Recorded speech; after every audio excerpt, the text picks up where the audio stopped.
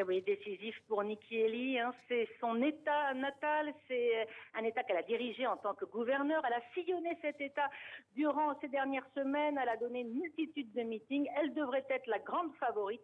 Malgré tout, c'est Donald Trump, le grand favori, alors que lui est peu venu ici. Il a davantage ciblé ses participations à des meetings.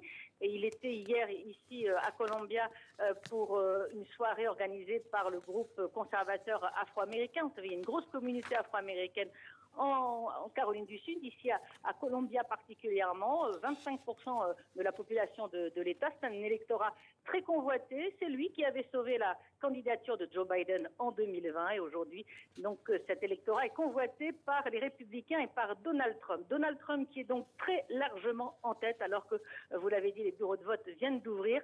Les derniers sondages hier le donnaient avec 35 points d'avance sur sa rivale. C'est énorme.